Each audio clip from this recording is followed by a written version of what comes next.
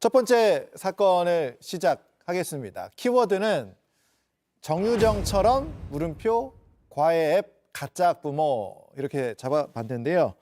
정유정 사건이야 모두들 많이들 알고 계시죠. 그러니까 또래 여성을 잔인하게 살해한 사건. 근데 이제 정유정이 그 과외 중개 어플리케이션 앱을 통해서 이제 범행 대상을 찾고 접근하고 그랬었잖아요. 그런데 이번에는 이 30대 남성이 학부모를 사칭해서 여성 과외 교사에게 접근한 사건이 발생했다는 거예요. 경찰이 수사에 나섰는데 신 변호사님 어떤 식으로 좀 여성 과외 교사에게 접근을 한 겁니까? 네, 그러니까 35세 남성이 네. 자신이 59세의 여성이고 중학생 딸을 둔 학부모다라고 해서 한 여성 회원에게 자기 딸을 과외해 줄 수 있냐라고 하면서 이제 메시지를 보냈는데요.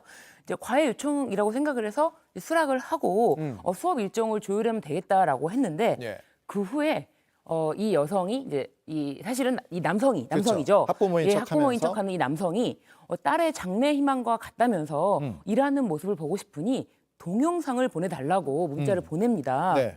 근데 그것뿐만이 아니라 음. 혼자 사는지 음. 집에서 수업을 할 수 있나요? 음. 아니면 내일 우리 집에 와서 수업할 수 있나요? 이렇게 물어보는 거예요. 혼자 사는지를 왜 물어보는 것인가? 그렇습니다. 예.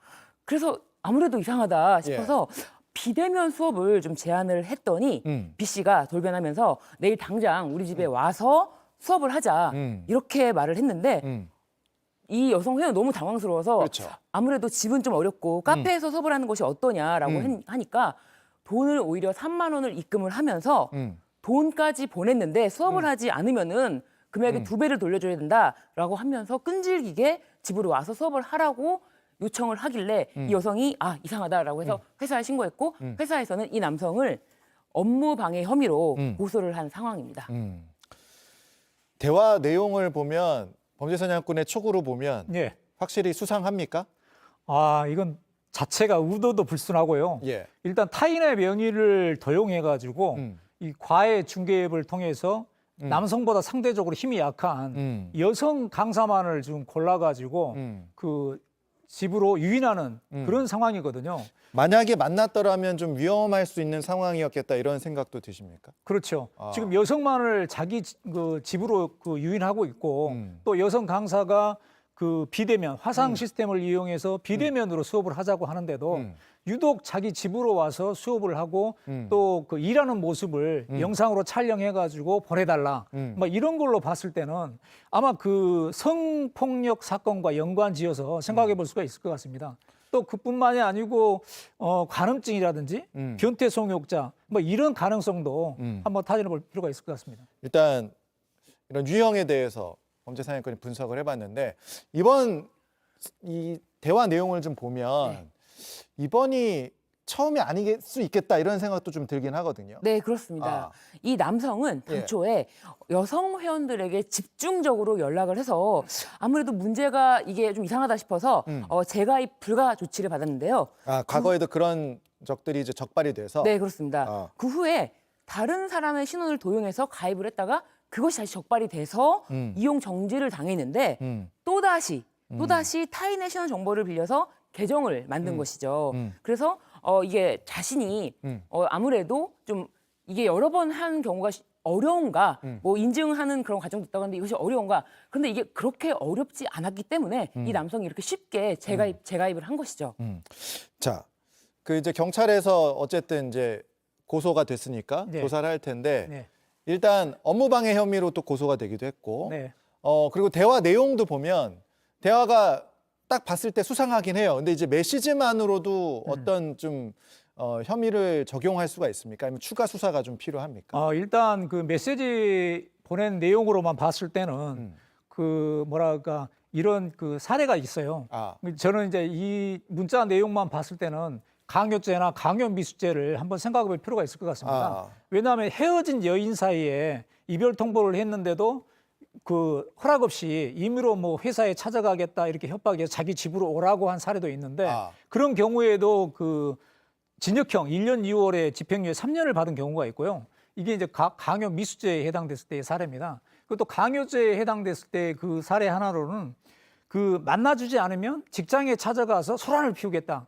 이렇게 했는데도 이건 강요죄로 해서 뭐 징역 1년 2월 실형을 받은 사례가 있습니다. 그러니까 말씀하신 부분은 계속 만나서 대면 수업을 하자고 강요를 했기 때문에 네. 그 부분에 대해서 이제 강요죄를 좀 적용해서 수사를 해볼 수 있지 않겠느냐. 네, 그리고 거기에 플러스해서 일단 그 3만 원을 계약금조로 줬는데 예. 만약에 오지 않으면 2배를 물어내야 된다. 아. 이건 어떻게 보면 그 피해자 입장에서 봤을 때는 이게 굉장히 그 협박으로 들릴 수가 있거든요. 알겠습니다. 그런 부분을 이제 좀 중점적으로 경찰이 또 살펴볼 것으로 보이는데, 그러니까 이 과외 앱 사건 같은 경우 이제 정유정 사건 앞서 말씀드렸지만, 그래서 이제 이 과외 앱으로 사람을 만나는 것이 이거 위험할 수도 있겠다 이런 생각이 들었기 때문에 뭐 과외 앱에서도 회사 측에서도 뭐 시스템을 강화하고 이런 노력들이 이루어지고 있습니다만 이번에도 조금 허점이 드러난 게 아닌가 이런 생각이 들긴 하는데 과외 앱 측은 어떻게 얘기를 하고 있습니까? 네, 이 정유정 사건 당시에 이게 너무 크게 논란이 되었고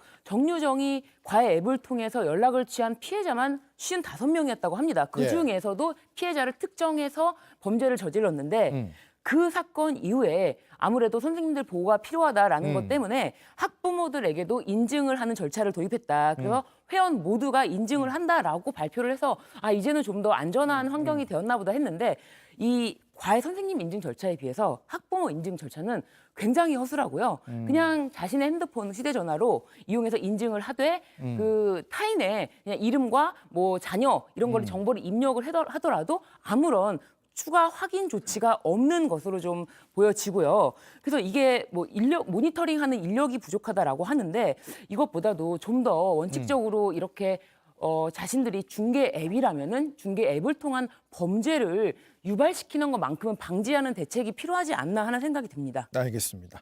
그 정유정 사건 얘기하다 보니까 정유정 사건 짧게 짚고 넘어가면 재판이 아직 진행 중이에요. 그러니까 1심에 얼마 전에 재판부가 무기징역을 선고를 했습니다. 근데 검찰은 원래 사형을 구형을 했었잖아요.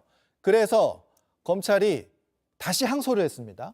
그러니까 검찰의 항소 의미는 변호사님은 어떻게 보고 계세요? 그러니까 사형 구형을 했으니 사형이 필요하다. 다시 항소를 했는데. 그렇습니다. 검찰에서는 피고인이 어쨌든 계획적이고 잔혹한 방법으로 피해자를 살해했고 반성하고 있지도 않고 그리고 재범의 위험성이 매우 높기 때문에 유족들 엄벌을 탄원하고 있는 그런 것까지 다 고려한다면 이거는 무기징역이 아니라 사형에 처해야 된다라는 강력한 입장이기 때문에 이 무기징역을 선고한 1심 재판에 대해서 항소를 한 것입니다. 그러니까 사형 선고라는 게 뭐 우리나라가 실질적으로 사형을 집행하지 않고 있습니다만 좀 더 확실한 어떤 의미가 있다, 강조점이 있다 이렇게 검찰은 좀 판단을 하는 걸까요? 그렇습니다. 아무래도 무기징역을 받았을 경우에는 그래도 일정 형기가 지나면은 뭐 가석방이라든지 그런 거를 기대해 볼 여지가 있지만 사형은 아예 그런 기대해 볼 여지가 없기 때문에 사형이라는 어떻게 보면 집행을 하지 않더라도 상징적 의미의 최고형에 처해야 한다라는 입장인 것입니다.